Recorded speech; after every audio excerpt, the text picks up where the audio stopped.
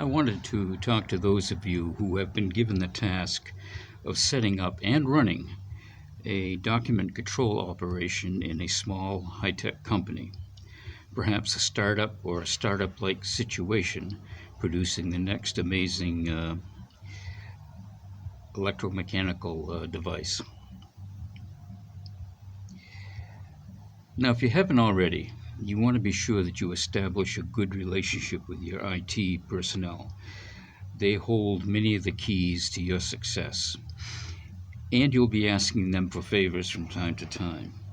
And you won't be able to repay them with favors. The only thing they need from you is to not cause them any trouble. So treat them well, and remember, they're your friends. Now, for the rest of the company, you need to memorize the org chart, know who works for who's responsible for what functions, who are the tyrants, who are the sacred cows, who are the good soldiers, who are the troublemakers. This is information that you will need when you start to develop your procedures. And your procedures are essential. They make sure everybody is playing by the same rules, and it helps minimize arguments and debates later on. You're going to need 3 procedures to begin with. You're going to need a part numbering procedure, a change control procedure, and a deviation procedure. The first 2 set the rules. The second one tells you how to break the rules, and that's always fun.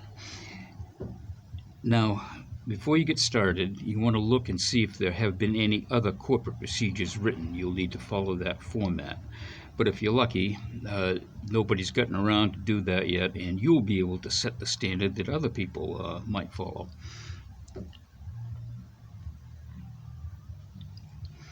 Now, this format should begin with a scope of the procedure, what it covers. And you only say what is covered. You do not go into what is not covered. That list is endless. And you want to follow this by a policy statement. And this is a brief statement indicating the intent of the procedure. This will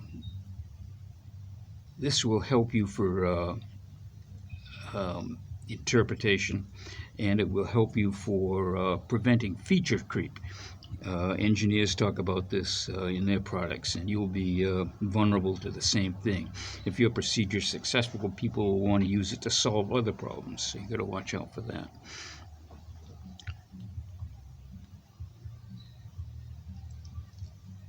You want to follow this by reference documents, ISO standards that you might be following, government regulations that you must comply to, whatever document you're going to mention in the procedure. And you'll also want to include work instructions.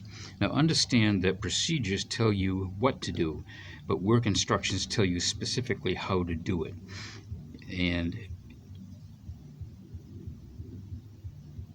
it's like, imagine that you're going to have a few clerks working for you, and you want them to all do things in the same manner. Excuse me. So that's like instructions to your clerks.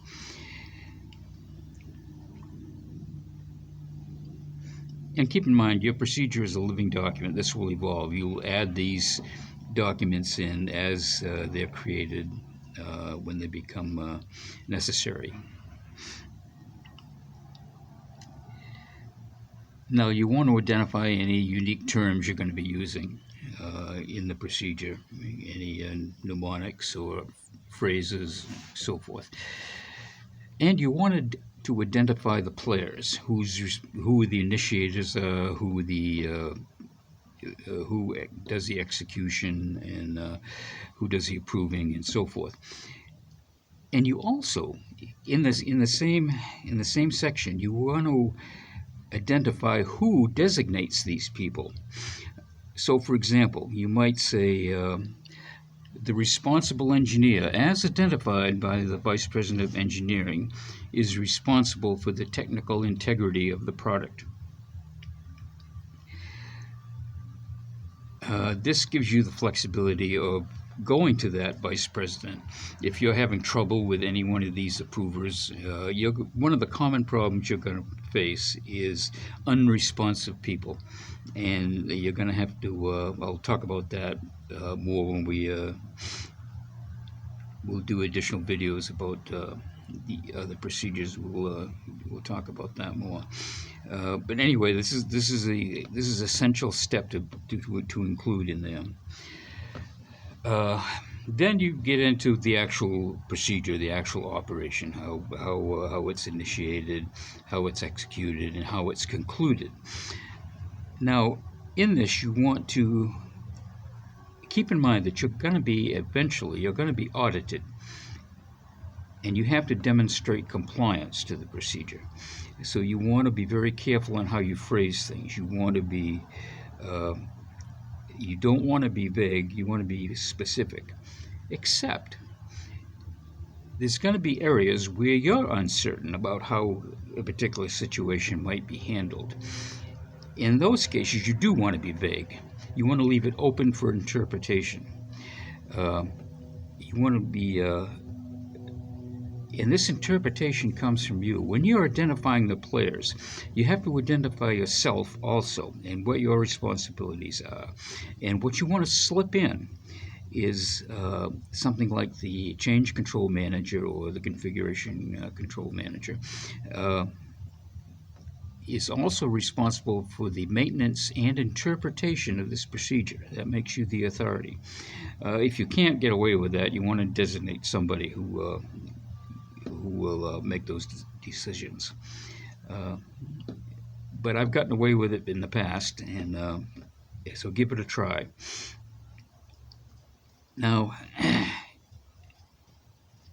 in terms of execution, the rule is you always follow the procedure, even if it doesn't make sense. If the procedure is broken, then you have to fix the procedure. But otherwise, you always follow the procedure no matter what.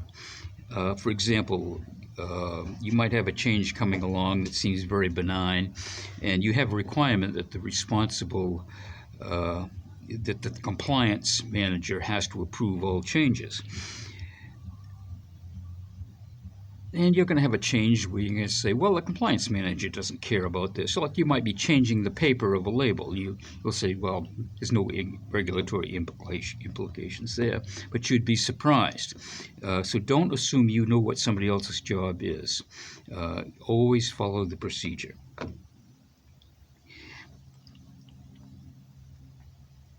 Now, it's easy to make things complicated, but it's difficult to make things comprehensive and simple.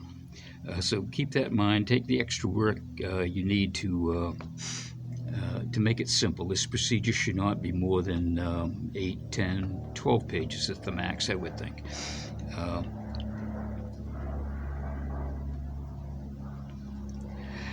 So that's it for now. Again, keep an eye out for the for other follow-up videos for the change control procedure, the part numbering procedure, and the deviation procedure.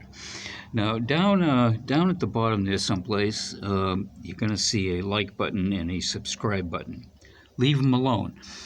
You don't want any additional evidence that you've been listening to this or taking advice from someone like me. But nevertheless, thank you for listening, and good luck.